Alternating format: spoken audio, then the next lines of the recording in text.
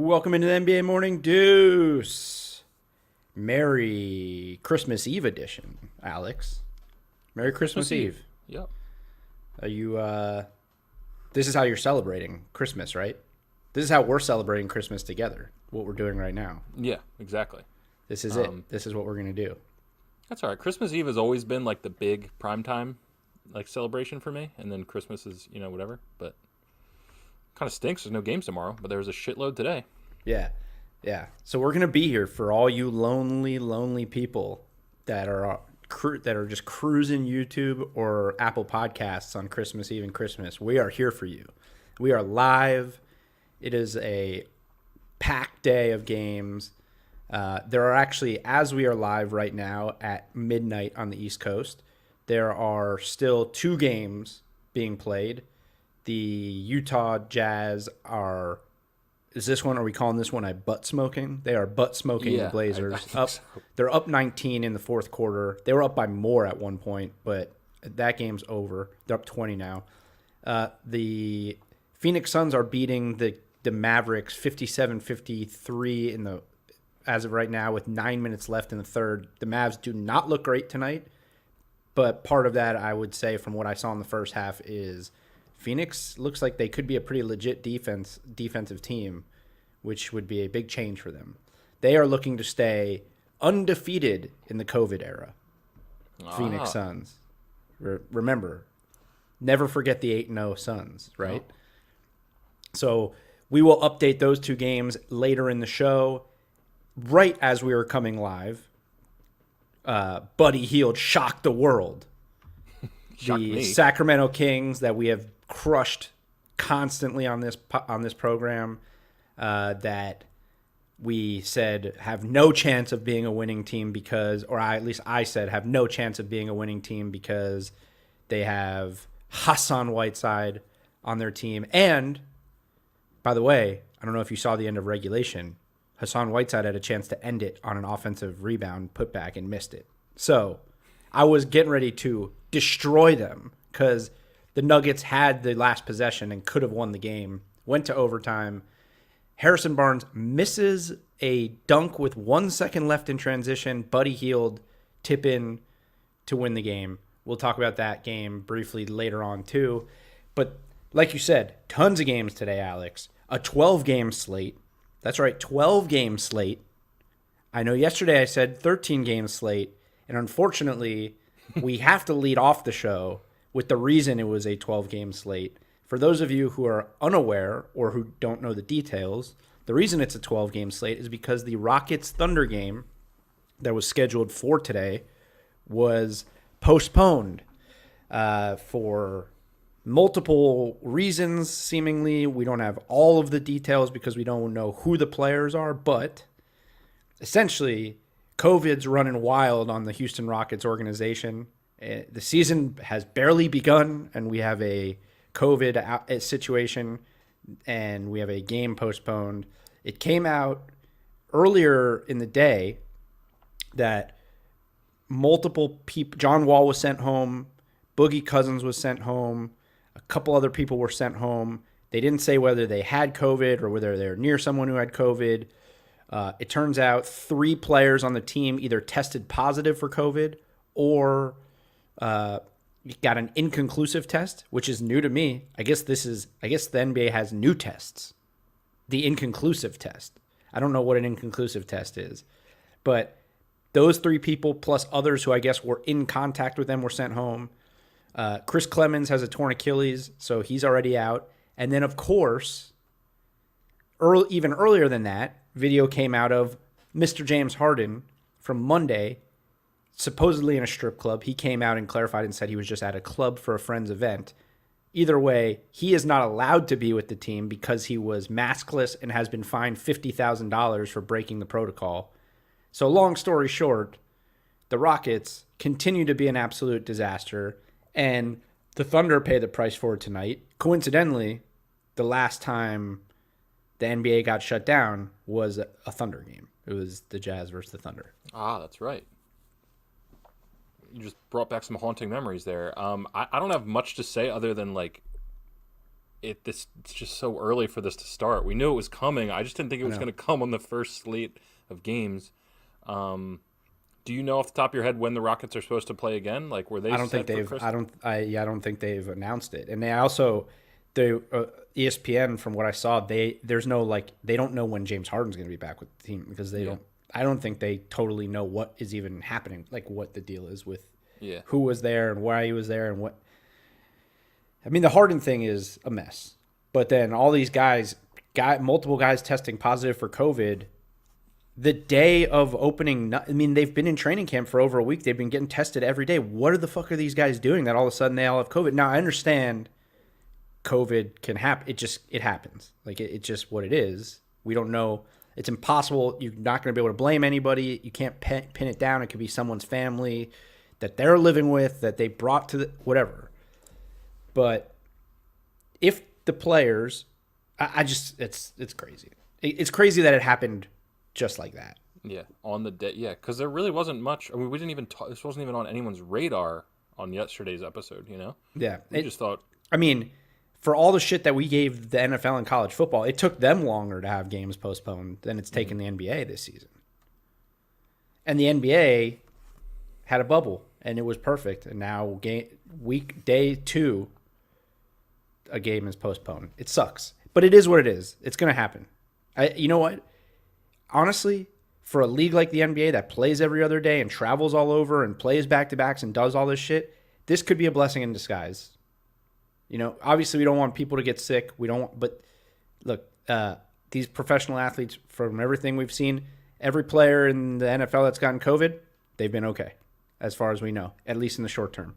NBA players, they're probably going to be okay, and this could be a positive in the long run because now they're dealing with it, and now we get to see, is the league ready for this? Mm-hmm. How do they deal with this? This is why the second half of the season probably hasn't been scheduled yet, because they didn't know how much of this shit was going to happen. Now it's happened. Now the league gets to figure it out. So maybe it's not a terrible thing. Sucks for the Thunder. We'll see. I guess maybe it sucks for the Thunder, but the Thunder were going to be the worst team in the NBA this year anyways. So they probably, I mean, they want to play to see their young guys play, but really, the line was 7. They were probably going to get smoked no matter who played. Yeah, remember we saw the thing, possible forfeitures. That's what I'm wondering about. Like, depending, I mean, they couldn't make the required 8 guys because one of their guys was partying in a club. If they're going to have forfeitures this year, this seems like one of them, because like even if a bunch of guys test positive, you should still have 9 guys, and the reason they didn't is because someone was being an asshole. So well, and they have a guy with a torn Achilles. But yes, I understand what you're saying. What I'm saying. Like, if they're going to hand out forfeits, I can't imagine one that's more clear than this. But maybe they're waiting to see what happens with Harden. Yeah. Like, if Harden wasn't on the Rockets, maybe they would hand out a forfeit, because they'd probably be like, oh, the Rockets are not going to be great this year. The Thunder, I mean, I don't know.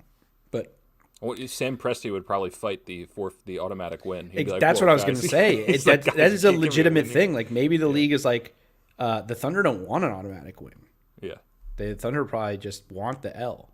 The Thunder probably called and be like, we'll forfeit. Yes. Like, we'll just forfeit. We'll make this easy on you guys. We'll take the loss. Lewis Ocean, sup? And then Sup Guy says, did you know starting 5-0 in the NBA is equivalent to starting 1-0 in the NFL? Didn't know that. Don't really care. All right, 12 games to get through. So let's roll. Let's do this thing. The first game we gotta hit was the game of the night, at least in my opinion. Celtics Bucks. The Celtics beat the Bucks 122-121 on a Jayson Tatum game winner, step back, bank 3 at the end of regulation with 0.4 seconds left. Milwaukee calls timeout, advances it, runs an out of bounds play, a lob to the rim for Giannis. Giannis catches it, gets fouled. I'm doing air quotations. They review it. I was recording another podcast, and I was talking about the Heat game, but watching that live unfold. And I said on that podcast, I go, it looks like Giannis fouled Jayson Tatum, or it looks like Giannis fouled Tristan Thompson. I think this is going to get reversed, but if it doesn't, ball don't lie. He will miss one of these free throws. He missed the second one. Bucks lose 122-121. I'm not a superstitious person, Alex, but I believe wholeheartedly in ball don't lie. I was actually just going to... I believe in ball don't lie as well, but I don't even know if ball don't lie came into play here because Giannis is just not a good foul shooter. Like, that's true, but he made the first one. Yeah, he did. It's just like the guy signs the biggest contract in NBA history and has a chance to just like it's game one. It doesn't in the he went 6. By the way, he was at that point. He was 6 for 7 from the line. Yeah. So, but ball don't, no. That was okay. Yeah, maybe that was maybe the universe. Ball don't lie. No. That was the universe saying either it wasn't a foul or he fouled Tristan Thompson. Yeah. Okay, I'll side with the universe then, I guess. On this one. It's not always that necessarily the case. He had a great game, by the way. 7 turnovers, but the star power was out in this one. 35 from Giannis, 27 from Middleton. Drew Holiday in his debut goes for 25, 30 from Jayson Tatum, and your boy Jaylen Brown. Talk about him. Yeah, Jaylen Brown is an absolute star. He is here's the thing. And I know I talk about it a lot on this show, and I'm just going to keep talking about it until it becomes a thing because it's going to become a thing. He's not just an all-star. He is a franchise player. Like, if they didn't have Jayson Tatum, he would be the franchise player, and they'd still be really good. They wouldn't be as good, obviously, because now they have 2 22-year-old, 23-year-old franchise players. And obviously the story of this game ends up being Tatum because he hits that game winner with 0.4 seconds left. But it was Jaylen Brown who was balling out all game. 13 of 24, 33 points, 5 rebounds, 4 assists, 2 steals. He's just so good. He's so good, dude. He is so good. And obviously Tatum's great too, but he was 12 or 28. Wasn't great all game. Shot well from 3. But Brown was the dude in this game for the Celtics. Yeah. I mean, they look... I mean, we know AD and LeBron is the best duo in the league, and then this is up there. This might be... From just a pure talent standpoint, certainly is up there. It might be. They just look so good. And I'll say it's so... And then when we're looking at this team, Kemba didn't play, right? They started Daniel Tice and Tristan Thompson together, which is very interesting to me because... That's 2 relatively non-offensive players, but Tice shot the ball decent from 3, and Tristan Thompson's an absolute difference maker for this team. Mm-hmm. Like, he defends, he guards Giannis. He was guarding Giannis. I always said this when he was with the Cavs. It's pretty amazing how he moves his feet for a guy his size. Like, he's a good perimeter defender, but he clogs the paint. And then on the offensive end, he gets offensive boards. He had 4 offensive boards in this one. He scores in the paint. He can pass. Like, he does a little bit. He's really good for them. And then Jeff Teague had 19 off the bench. I was going to mention Jeff Teague in his Celtics debut. Really strong. I mean, Brad Wanamaker was a good player for them last year, but this is a clear step up in terms of backup point guard. I mean, they got bet. It's just amazing to lose a guy that signs that big of a contract in Gordon Hayward and get better. I think this team is better. Yeah, well, Tristan, it brings to them what they just did not have last year, which was size and rim protection and paint, like a big who could score in the paint and rebound. Like, he does all the things that they literally had nothing last year. But I'll say this on the other side, like you mentioned, Drew Holiday, it is pretty. I love like Tristan and Drew, watching them in these games. I love seeing them go from situations where they have no chance to having all the spotlight. Mm-hmm. Now, New Orleans will have a lot of spotlight now because of Zion. But Drew now is on a championship level team, and now now you get to see how good it is such a difference watching him on the Bucks from Eric Bledsoe. He's so much better. It's ridiculous. Like, people that weren't sure about if they got that much better in the offseason, they definitely got much better. Like, Drew Holiday is a totally different level of basketball player than Eric Bledsoe. And like Tristan Thompson, one of the most underrated big men in the NBA, was just toiling in a shit situation. Now people are going to see, like, he's still really good. Mm-hmm. There's a lot of guys like that I was watching tonight. I was just like, man, it's good to see these guys playing in, like, good situations where people can see that they're still really good and they're going to be big different. Like the Bucks are going to be really fucking good. Like they're going to win a lot of games. I don't know about the playoff. This could be a preview of the Eastern Conference Finals. I mean, I don't know. I mean, yeah, steps, of course, it could. Yeah, teams are excellent. The Bucks are going to win a ton of games, and then they'll lose in the playoffs, and then Budenholzer will get fired. But still, they're going to win a ton of games. Like, yeah, these are two of the top 4 teams in the East, so this is how it should be. And unlike certain teams that we'll talk about momentarily, the Stars decided they wanted to play basketball tonight for these two teams. Unlike a team we're about to talk about in a second. Do you have anything else in this game? Chris Middleton, if this is the Chris Middleton that we get for the Bucks, they could win the championship. 8 assists. I mean, that's 14 rebounds, really 8 nice. assists. Yeah. 10 of 20 from the field. Like, if he's this guy, I know it's just the first game, but it is against the Celtics, and the Celtics are a great defensive team. If he is this guy, that's a championship team. I don't know if he's really this guy all the time. Probably not. He's probably going to be up and down like he always is. But if he is this guy, ooh, 2 great teams. And the Celtics don't even have, their third best player probably right now, Kemba. So Yeah, they're undermanned. Insane. Yep. All right. So on the other side of the spectrum, we have the Heat losing their opening game to the Orlando Magic. And the reason I say this, and look, I can't hate on Jimmy Butler. I can't. I what he did in the playoffs and what he's done for the Heat, you can never hate on the guy. But he's so frustrating because I watched this entire game. I took notes. I did another podcast specifically about this game. And there was a lot of bad from the Heat. They turned the ball over 22 times. They just looked. Remember how I picked, this was one of my picks. I picked them -5 because I said, okay, the Heat are going to come out. They have this bulletin board material. Everyone says they're a fluke, so they're going to come out to prove they're not a fluke, and they're going to beat the brakes off the Magic. Well, they came out trying to beat the brakes off the Magic, and it just totally backfired because they they weren't passing the ball like they normally do. They were turning the ball over. They were sloppy. They were doing all this shit. Now, credit to Steve Clifford.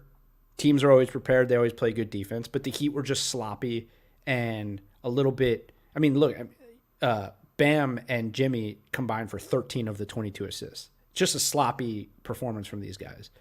All that being said, the game was winnable at every moment until maybe midway through the fourth quarter. The Magic just started hitting absurd shots. And when you turn the ball over 22 times and you leave any NBA team in the game, there's going to be a point where they can go on a run like that and just make these absurd shots and pull away. The problem I have is Jimmy Butler, 7 of 15, 19 points, could have had 30. But he only took 15 shots. And this is the thing we harped on so much in the playoffs. Whenever they lost a game, it was because Jimmy Butler didn't take over. And again, in this game, I understand he turned the ball over 6 times. I understand he's kind of like their point guard now because you look at their starting lineup, Tyler Hero, Duncan Robinson, and Jimmy. So Jimmy's really the point guard. I understand his whole thing is he likes to get his team involved and all that. But the best player, Jayson Tatum, Giannis, Chris Middleton, Jaylen Brown, you have to shoot the ball to win games if you're playing from behind and trying to come back. Like, 15 shots is not enough when you're losing all game and you know that you pretty much can score at will against this team. It's frustrating. It's one game. It's opening night. I can't overreact to any wins and losses that much, but it is the thing that we talked about so much in the playoffs that's so frustrating about him is that, like, the guy can get a 40-point triple-double against the Lakers in the finals, but only takes 15 shots and loses to the Magic. Like, this is just the story. This is how I know it's regular season, but it's just frustrating because he is a top 10 player who refuses to shoot the ball.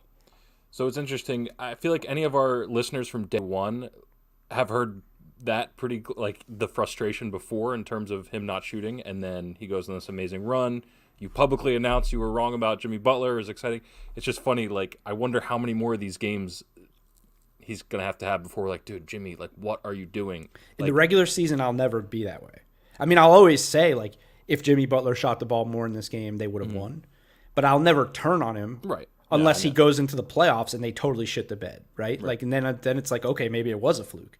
But after what he did in the playoffs last year, I'm going to give him the benefit of the doubt until they don't make another, until it really starts to be to the detriment of the team. As of right now, it's not the detriment of the team. They lost one game. It's opening night against, again, a well-coached team. Now, for the Heat, I'm not going to talk about the Magic very much. It's fine. Because they're just not. Bam Adebayo, 25 and 11, and was shooting the ball from like 17 feet. One dribble pull-ups, elbow jumpers. Jump shot looks good. That's scary for the rest of the league. So the further out that extends, that's good. Goran Dragic looks totally healthy. He was probably our best offensive player, 20 and 7. He looked fast coming off the bench playing 6-man again. The weird thing was, I'm not sure, and I haven't seen anything from Spoelstra yet. Avery Bradley didn't play, which is strange to me because Terrence Ross and Evan Fournier went off. Like, you probably could have used a guy like Avery Bradley. But, again, first game. Yeah, it is weird. Rotations will get worked out, and we'll see. But I mean, end of the day, I think this game comes down to those 22 turnovers. I mean, that's just like an outlier for the Heat. So. Absolutely. And 7 of 20 from 3 is not terrible, but it's not great. Right. But Duncan shot 3 of 6. Tyler Hero is going to be so good. He's going to be so damn good. Like, you could just see it on the floor, even in games where he 1 for 5 from 3. He's just so good. Like, I was saying earlier today on my other podcast is like, at some point, if Jimmy's not going to always be that guy, then Tyler's going to have to be that guy because he is talented enough to be the guy who takes 21 shots and brings you back into a game just from his offensive ability. Like, eventually he and I think he could be that guy this year for them. Yeah, I bet you see that a lot this year. Maybe not as consistent as we might see down the road, but I mean, he's going to have to take over games like we saw in the playoffs for sure. Yeah. So by the way, I went 1 for 2 tonight on my bets. What'd you go? I believe I went 2 and 1. I had the Celtics with the points. Okay. And then you have the next one, right? No, I had the Sixers Wizards. Right. I didn't touch this, but I liked that pick by you. Yeah, Sixers. So Sixers ended up winning, but the Wizards were winning most of the game. Sixers must have came back. I didn't watch this one. I know you watched this one all the way through. Sixers win 113-107. I had the Wizards plus 7.5. So this was my one bet of the night that I actually won. Talk about this one because I was following along, and it looked like the Wizards at one point were getting ready to pull away, and Philly, I guess, came back in the second half. Yeah, well, it was a really tight game in the first half, and then the Sixers had a brutal third quarter. They lost the third quarter 24-15, but it looked worse than that. They were horrible. And then I texted you about how the Sixers offense just seems to make more sense. And what I meant by that was the fourth quarter, they were just playing through Embiid. It was so clear. I noticed that. I noticed that when I was like watching the tracking. And living in Philly, like watching the Sixers last season, the past couple of seasons, you hear it all the time. Like, why is Embiid not getting the ball in the fourth quarter? It doesn't make any sense. And you saw it tonight. He's just when he's playing a guy like Thomas Bryant, like decent player, whatever, he's just got no shot. Embiid is just so superior. And Doc Rivers, that was it. No bones about it. We're going to Embiid, and they just blew their doors off 40-24 in the fourth quarter. If that's the game plan, Sixers are going to be very, very good in the regular season. Washington might have some issues with their bench. Their starting five is excellent. Russell Westbrook is an animal. He had a triple-double by like halfway through the third quarter. Yeah. Brad Beal looked great. Bertans. Yeah, he was on a minutes limit tonight. Yeah, because he's coming off he had an injury last year. He opted out. Remember, he opted out of the bubble because he was hurt. He didn't want to hurt himself. Yeah, I do. So he had a stretch in the second quarter where he scored 9 points in about 45 seconds. That brought the Wizards back. Like he heats up like crazy. But yeah, I mean this looked like two solid teams in the East playing each other, and Embiid was the best player on the floor tonight, and that's why the Sixers got the win. I don't know. I don't know where I'm at on the Wizards. Like they're really gonna win. I think they're going to win a lot of regular season games. I do too. I think they might have some issues at rim protector and their bench, but I mean these are. I mean, I get how it's going to be a little bit tough to integrate Russell Westbrook just because he's just such a volume guy. But other than that, they haven't had much turnover, so they're really just integrating. I struggle with I mean, his name, obviously, Avdija. Ishak Bonga is not going to be their start. Like, Bertans will start. Maybe they'll go out and get somebody. Oh, Rui didn't play either. Yeah, so they'll get him. Avdija looked really good in his 28 minutes. I mean, it looks like he'll take a leap this year, or it looks like he'll get more comfortable and be a really good pick for them. I like the guys that they're. I mean, I haven't seen it, but I like the guys that are coming off their bench. Maybe they just had a bad game. Yeah, it's possible. I guess, with Rui out, like, Raul Neto was getting minutes. He's not an NBA player. He was on the Sixers. That guy's horrible.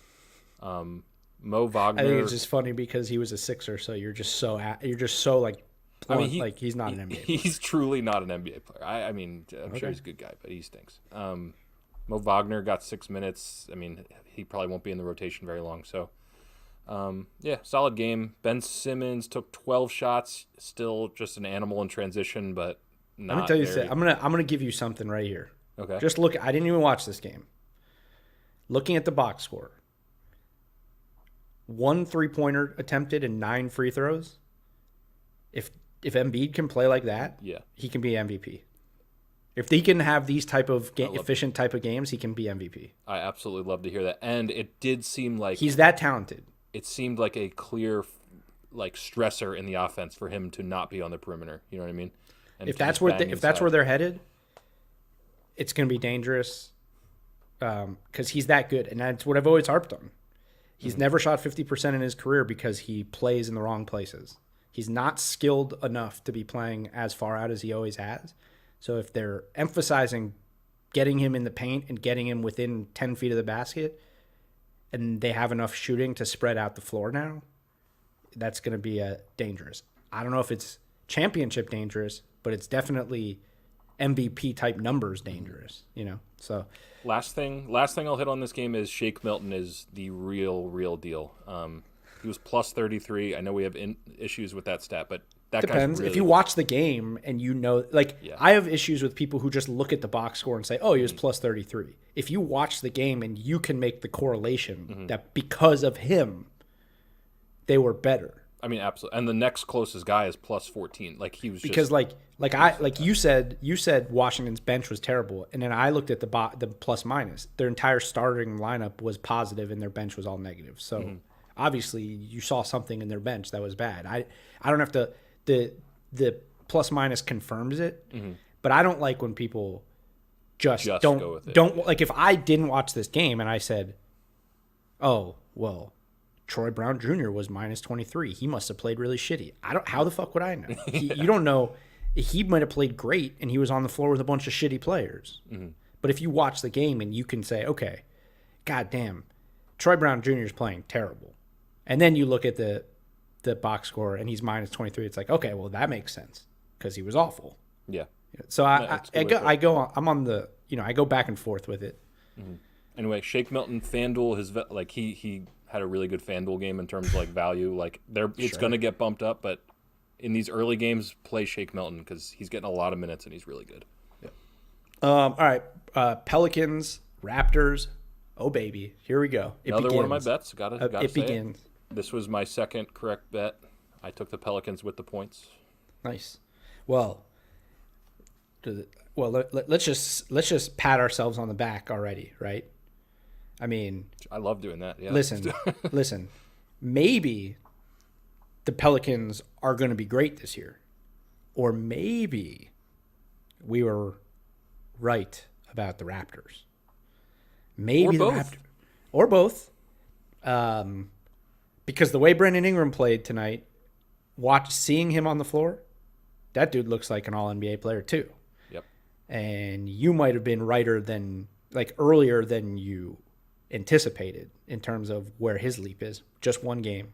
So, but again, if he plays like this, but the Raptors, 11 of 24 from three. They were 11 for 24 from three in the first half.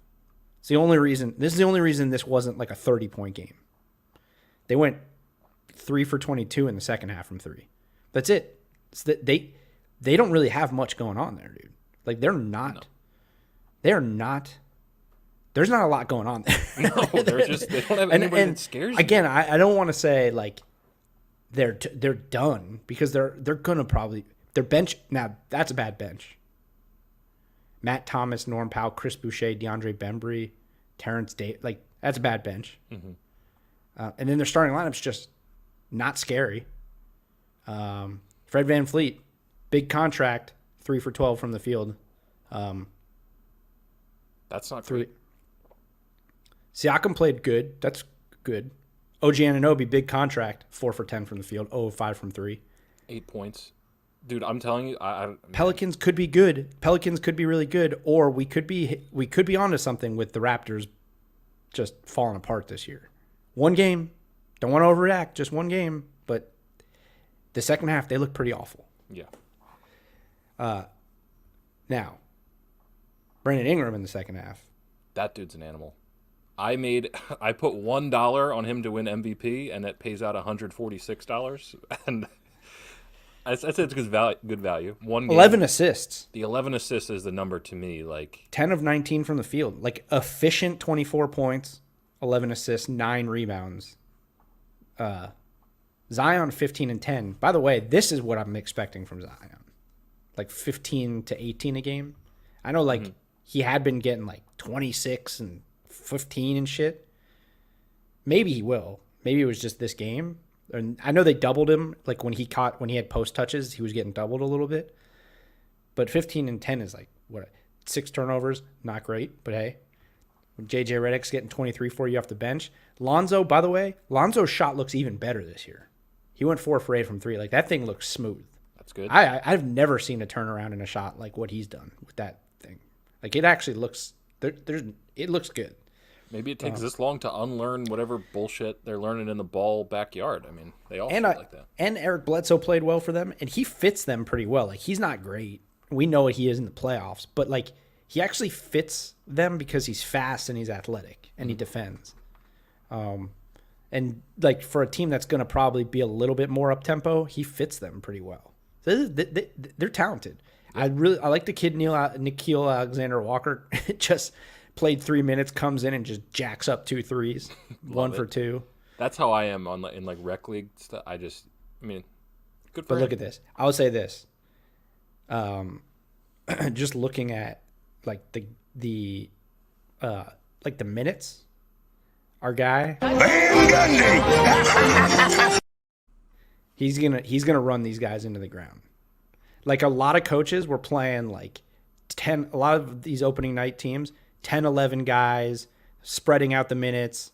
He played 7 guys, and then Jackson Hayes played 6 minutes, Nickeil played 3 minutes, and Nicola Melli played 13 minutes. Everybody else played all the minutes. He's going to go old school. I love it. I absolutely love it. Hey, he wants to win games. Great, but yeah, he wants to win games. Might run this team into the ground by the playoffs, but he might not. He plays to win the games. Raptors, man. You know what? I would consider it an overreaction if we hadn't been saying this all offseason. Yeah, we've been saying all offseason. Basically since Ibaka walked, that's when we were like, well, I don't know about this team, Yeah, we've been saying it all offseason. This team could be not as good as people are expecting them to be again this year. Mm-hmm. And 99 points, and when they were up a decent amount in the first half too, and in the third quarter they were up. They blew it. They got smacked in the second half for sure. What's next? Let's go Hawks. Hawks look pretty good, but again, I'm not expecting the Bulls to be great this year. Hawks win 124-104. Trae Young, 37, gets the line 14 times, 37, 7, and 6. What's his name? Clint Capella didn't play in this. So, remember I mentioned in the preseason that when I watched them play, I thought that their most interesting lineup was John Collins at the 5 and Gallo at the 4. And that's what they did. That was their starting lineup in this game. They're dangerous with that team. That team is going to score. Obviously, they're going to score a lot of points. And then they can switch everything.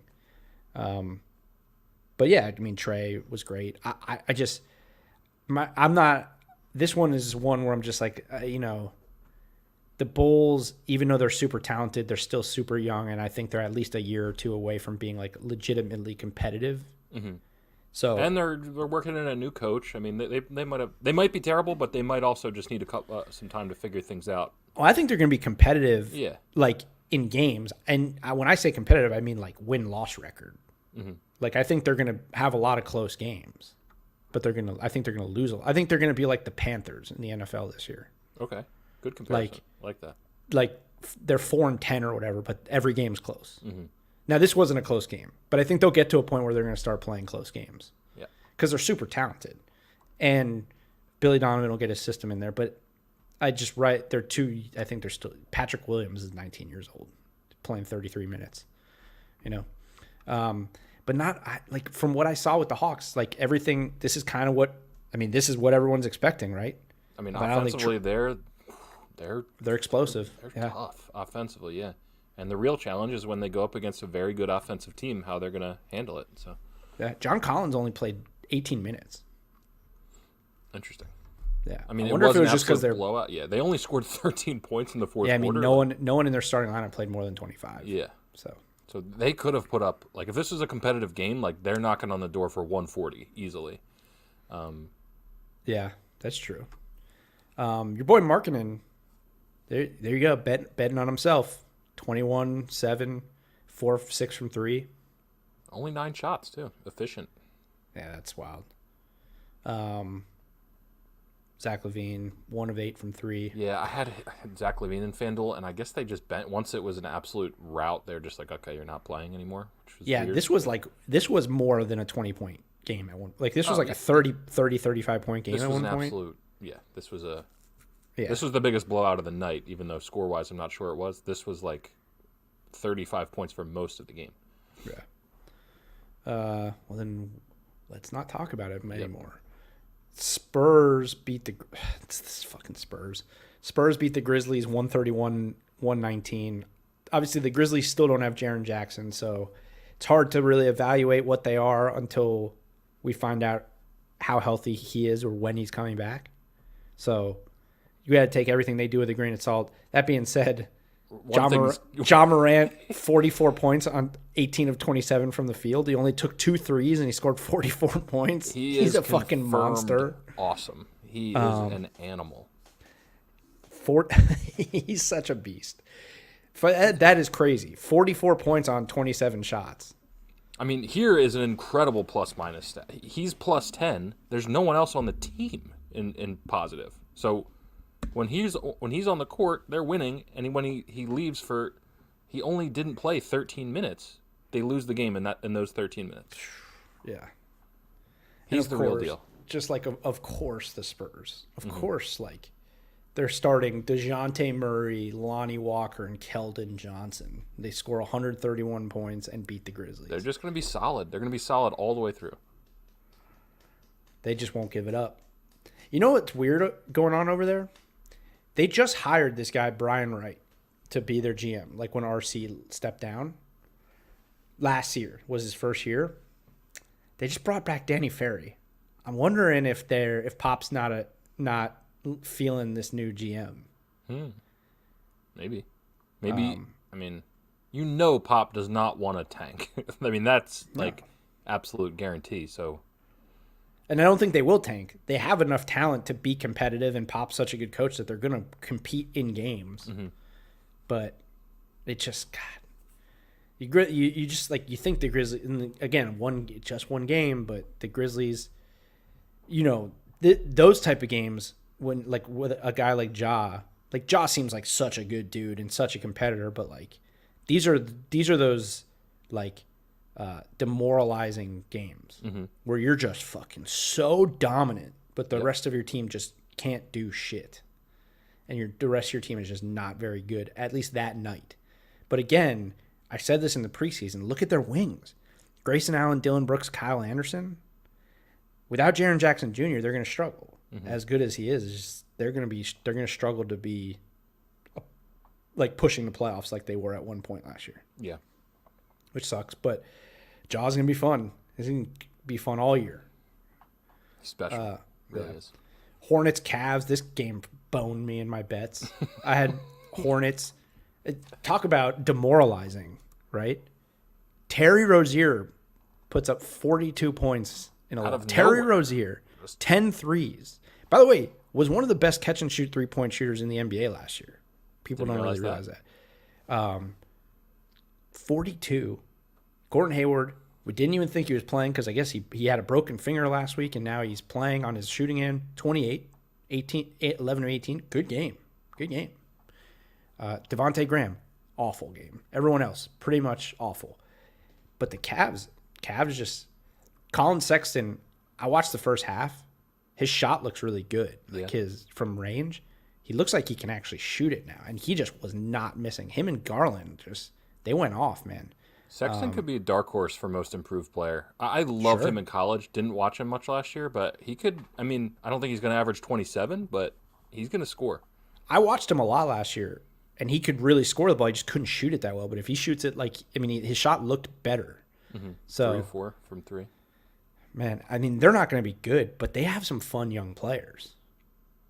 And it's not like Drummond's old. Drummond's only like 26, 27. But like Okoro's a freak, dude.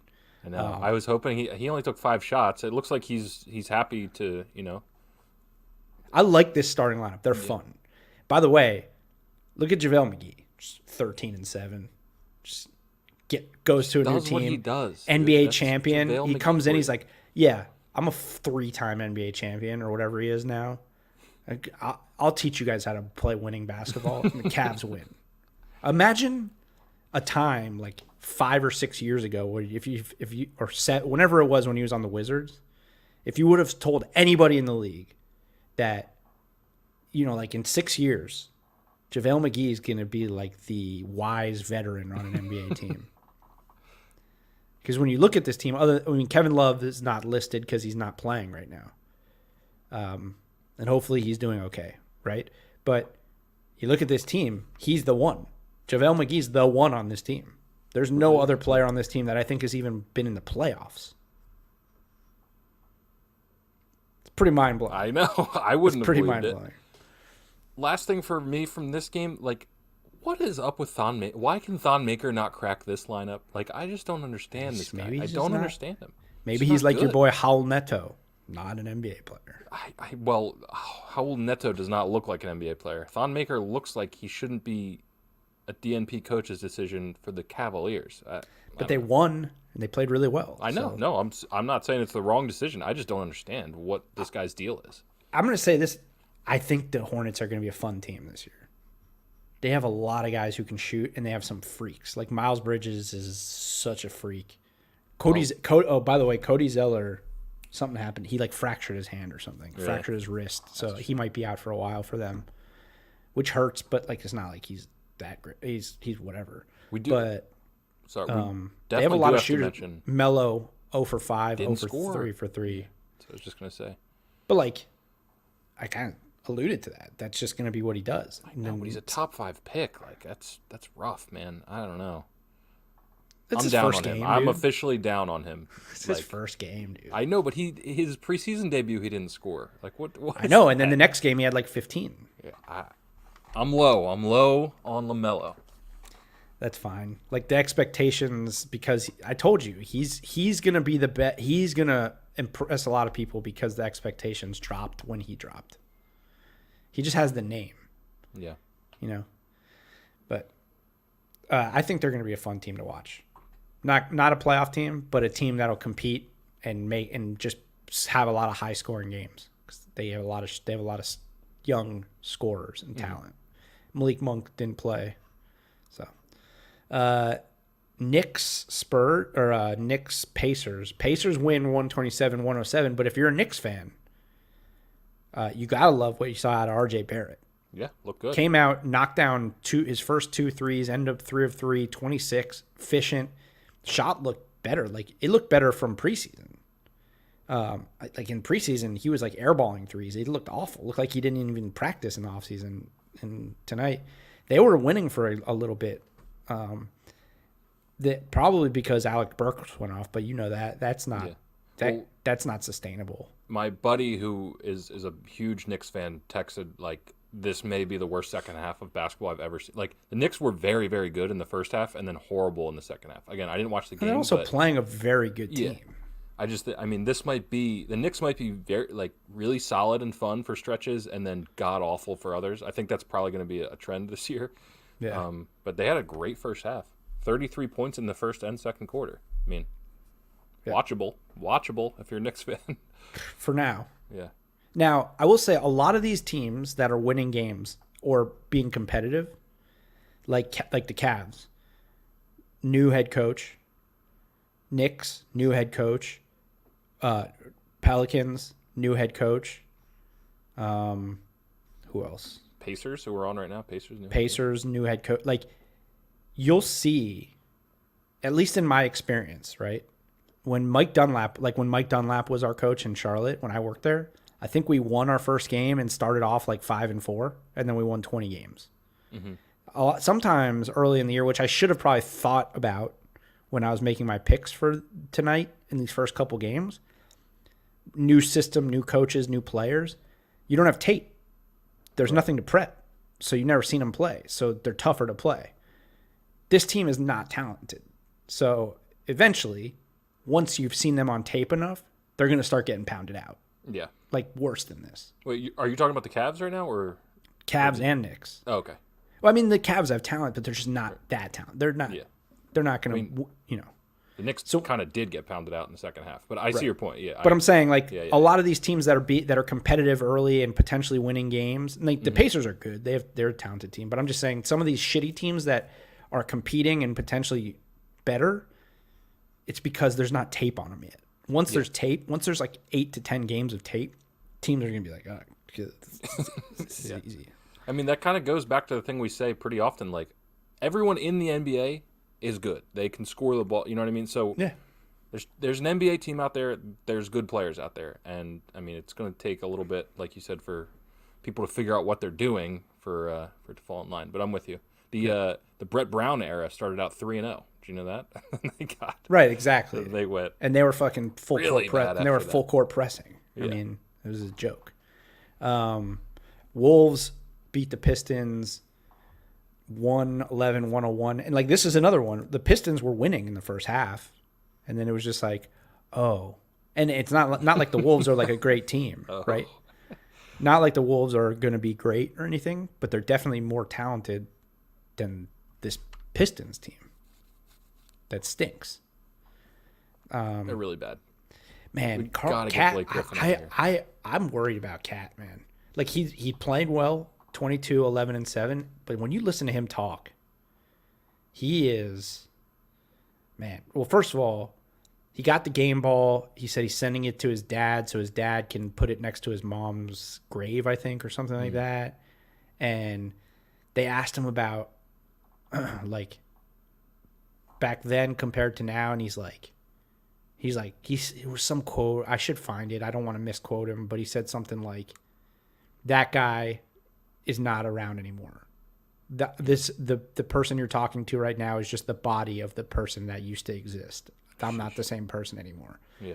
It's just like, man, it seems like, yeah. I mean, and obviously we understand he's been through so much shit. The fact that he's playing is pretty impressive because of all the. Not just his mom, his whole family. I think, what was it, like 7 people have died from COVID in his family or something like that. So I'm just worried. Like, when I hear people talk like that, I understand mental illness and, like, depression and that type of stuff. Like, he sounds like someone who's very depressed when you say stuff like that. I'm worried, like, having to go through a whole NBA season and travel and be away from your family and do all that kind of stuff, that wears on you. Mm-hmm. And obviously, he's probably close with a lot of these guys. I know he's close with D'Lo and like the guys on the team. That helps being around that. But at some point, like when he's talking like, I don't know. Yeah. I hope basketball can be the respite for him and everything's good. But it does, when you hear a guy talking like that, it just kind of concerning. I feel you. It's concerning, but I mean, he can come out the other side, you know? I mean, he's a different person, but he can be, you know, a third person once he's through his, I mean, he's going to be grieving for a while. He can come out the other side. Yeah, for sure. So hopefully, you know, they have a decent year, because one thing that definitely doesn't help is getting your ass pounded out every night. Yeah, right? That was not good.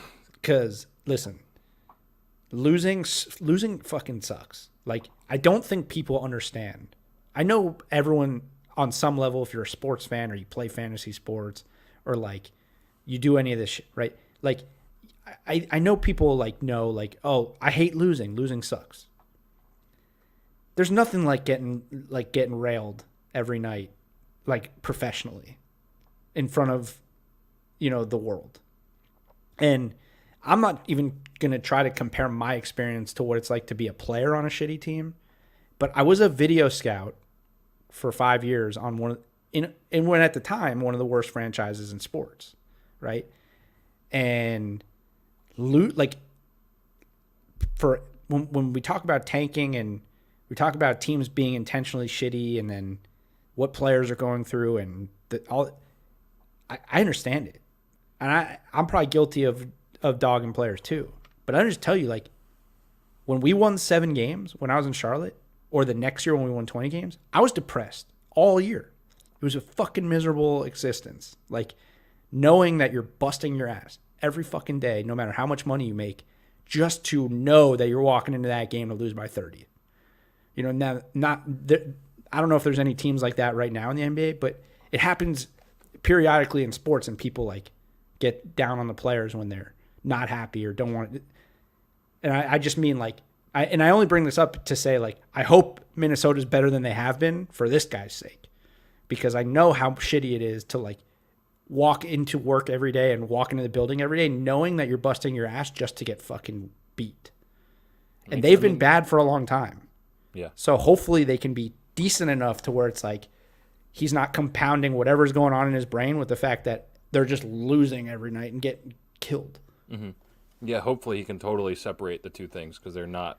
It's hard. It's hard, man. It's hard. It was hard for me, and I sat in an office and broke down film for the coaching staff. I traveled with the team a lot, but these guys, it's hard to separate it because it is your life. Right. And, you're at the facility early, you're getting treatment, you're working out, you eat there, you practice, then you work out again after practice, and you're with your team, and then you have media obligations, and you have charity events. And it's like, it never turns off during the season. Mm-hmm. So it's hard to separate everything, because then in the 2 minutes that you have that you're down from getting beat, you're thinking about the other shit. It's just, so winning helps. Even as trivial as it seems, winning helps, at least in that mindset, because it's easy to fall into these places if you're really bad. I don't think people realize how aggressive it can get really like shitty. Yeah, no, I believe you. Having to be part of that stuff. Mm-hmm. I mean, being part of, I hope I would never wish, like, what's crazy? I know what the Jets are going through right now. I know. Yeah. We won 7 games in my second year that I worked for the Hornets. We won 7 games. Like, that's the equivalent of what the Jets are about to do. Win 1 game in a season. Like, brutal. I know what they're going through, and I know this is a total tangent, but like, people are shitting on them for winning that game, and I'm like, no, well, yeah, you don't know how good it feels to win that one fucking game, dude. Yeah. For those guys, and the organization is not happy, but it's sorry, I went on a whole tangent there. No, that's all right. I mean, it's a reason for root for the Timberwolves, Yeah. There we go. All right, we'll roll through these last 3. Obviously, we told you off the top of the show, the Kings beat the Nuggets in overtime after we've been dumping on Hassan Whiteside all off the season, and with good reason. They're probably still going to suck, but they pulled this one out. No one really it seemed like a very even effort by the Kings too. Like, it wasn't like De'Aaron Fox or Buddy Hield went off for 40 and they were just pulled this out. It just looks like they've got 3 guys with 20 points. That's always great. Yeah, when 7 guys in double figures. Mm-hmm. I mean, that's Tyrese Halliburton looked good. Corey Joseph, I forgot, was even on their team. Yeah, I did too. Guy gets 15 points. Bjelica, I mean, just good all around game for them. 14 turnovers. That's also like 14 turnovers for a team this young with a lot of, new guys. Look at my sleeper pick for a face of the NBA, by the way. The guy's an animal. He's an absolute beast. And we're talking about Nikola Jokic. Nikola Jokic, 29, 15, and 14. And 3 blocks just for the hell of it. By the way, Jamal Murray's back. He's back. Inconsistent Jamal Murray's back. He's back, not scoring double figures. 1 for 9, 0 of 5 from 3. Oh my God, I didn't realize he was 1 for 9. 9 points. He's back. He's back. This is the Jamal Murray that I always knew. This is the Jamal Murray that's all I can say. This is the Jamal Murray I know. He'll probably have 30 next game. Is this the Jamal Murray you would still not trade for James Harden and other stuff? Yeah, no, I don't know. That's a good question. That's a good question. Now, I will say this. The things that Jamal Murray did in the playoffs, James Harden's never done in the playoffs. Yes. So you have to weigh it, right? I just know like this is the Jamal Murray that is always been kind of up and down. Mm-hmm. Get you 8 points one night, 30 the next night. But Nikola Jokic, oh man, that guy's a beast. Sleeper for the future face of the NBA. It's not going to happen. It's not going to, because he's just, he's not very good looking. It's the problem. But what if they win a title? Maybe. I don't know. I just don't see it. I could see him winning an MVP somehow. Not being good looking makes him more relatable?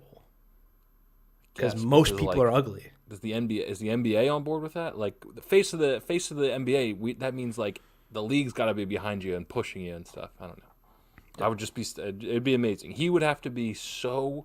He'd have to do this every night, basically. Right. Guy's an animal. No minutes for Bol is my other. That sucks. Just frustrating. Yeah. Maybe he's just physically not ready. But you know who did play 8 minutes? Facundo Campazzo. I don't know what that accent was that I did. It should be like game from him. Facundo Campazzo. That's more like what it should be, right? 1 for 1. That could also be probably not good. Yeah. Bol's replacement, Isaiah Hartenstein, went 3 for 6 with 2 blocks and 6 points. Michael Porter Jr., efficient game, 24 points in 29 minutes, 9 to 15.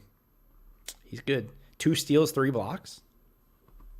Nuggets are going to be awesome. This is one game. This is the exact type of thing. Most improved player? Most improved player? Who, Michael Porter Jr.? Definitely up there, yeah. Definitely one of the front runners in my mind. Yeah. This is the exact type of thing you were just talking about in terms of shitty teams, jumping out to hot starts and stuff like that. Yeah, but they're pretty much the same. I don't know. I don't even know how to explain the Kings, but they're not going to be good. I have the utmost faith that the Kings will not be a good team this year. Maybe that'll be the thing I'm wrong about, because I'm not going to be wrong about much else. Of course, never. Utah beat the brakes off of the off of the Blazers. Let's see if this will come up here. Oh boy, 120-100 was the final. 120-100. Another all-around game by the Jazz. They had 7 guys in double figures. Their leading scorer would Gobert and Donovan Mitchell both with 20. Just an all-around ass whooping, looks like. That's a good way to put it. Blazers. Dame Lillard, 4 for 12, 1 for 7, 9 points. That's got to be one of the worst games of his career. He had a 9-pointer. Saw a lot of people tweeting early on, bold prediction, Dame Lillard for MVP. That's not happening. That's a very dumb prediction. I believe Charles Barkley yesterday on Inside the NBA put $100,000 on them to win the West. Jesus. Okay. That's just, I don't know. I realize they got. They're not going to win the West. They're not going to win the West, and they got better. But come on. Rocco was brutal in his Blazers debut. It's not really much from this game for me. Only 4 minutes for Harry Giles. Yeah. Melo played good. Keeps playing good off the bench for them. 15 in 24 minutes. Yeah, these are the type of games where it's like there's not a ton to say because you know what the Jazz and the Blazers are going to be. They're both going to be playoff teams, middle-of-the-road playoff teams who lose early in the playoffs. So, man, it's too bad we don't have rights because it looks like Phoenix and Dallas, it's 105-100 with 40 seconds left. Mm-hmm. I'm following that too. Luka with 30, 8 and 5. So he started playing better in the second half, I guess, because he wasn't playing great. Yeah, he didn't look great in the first quarter when I was watching. Their team, still, I mean, 0 for 6 from 3. Yeah. 10 for 25. We crushed Kawhi yesterday for being 10 of 26. Mm-hmm.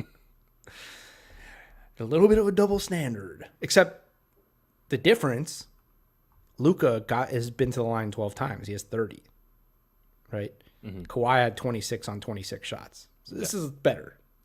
It's not great, but it's better. The other big difference is Luka, I think, is 21 years old, right? So we'll give him a pass on that. Not universally considered a top 5 player, and at one point potentially the best player on the planet. Yeah.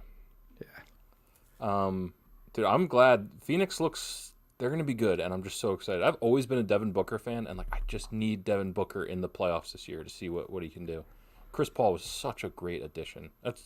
It was just such a good. It looks like DeAndre Ayton had a great second half too, because he had 3 fouls real quick in the first half. Like, he didn't play much in the first half. Mm-hmm. The surprising thing to me was they looked great defensively. I mean, Dallas only has 102 points. They had the best offense in NBA history last year. Now, they don't have Porzingis. So, again, this is another game where it's hard to really gauge. It's going to be hard to gauge Dallas, what they can really be until they get Porzingis back. But still, best offense in NBA history. They have 102 points. I think one of our viewers the other day, when we were talking Coach of the Year, brought up, what's his name? Monty Williams. Monty Williams. Yeah. Probably not a bad pick. No, definitely not. I mean, if this team can scrape up a 5 or a 6 seed, he's going to be in the conversation for sure. Yeah, I wonder if getting Chris Paul will take any, like I talk about how star players take some of the shine away from the coach. Maybe getting Chris Paul does make you a playoff team. Yeah, you still got to do it. Yeah, still got to do it. Mm-hmm. But every team he goes to is a playoff team.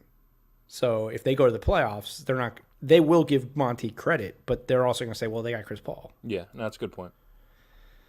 But it looks like Phoenix is going to pull it out. They're up 4 with 7.5 seconds left. All right, I think that's good for tonight. I was wondering. A lot there. Yeah, I was wondering how we were going to get through 12 games in an hour, but luckily we didn't have number 13, or we would have been boned. Yeah, we powered through it.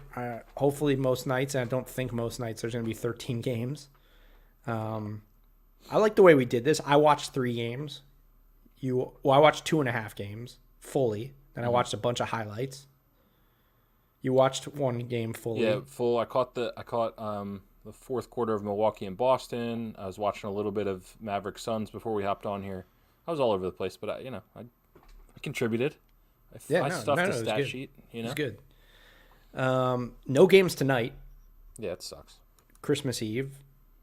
So we'll probably do a pretty thorough Christmas Day preview, I guess. Yeah. Maybe do some extensive gambling stuff. Okay. Find some I'm all in. I mean, find some props. Maybe put together some FanDuel lineups stuff because we got to do something tomorrow night. Yeah. Props, FanDuel. I'll just do whatever. Come up with some stuff, but we'll definitely preview Christmas Day. Yeah. And then I'm trying to remember what my incorrect pick was tonight, just so we have the. Oh yeah, so I'm just to keep up with the bets so far this season. I am 1 for 5. Still early. That Phoenix Dallas just went final. So great. Okay, great. Dallas Phoenix wins 106, 102. You know what? Good. Miami good for Magic was my incorrect pick. Now that I remember that. So. Yeah. So my bets tonight were Miami -5. I lost that one. Charlotte -2, lost that one, and Washington +7.5, which I won. So I'm now 1-5 through 2 games. Still early. I'm 2-4. Picked up my 2 wins tonight.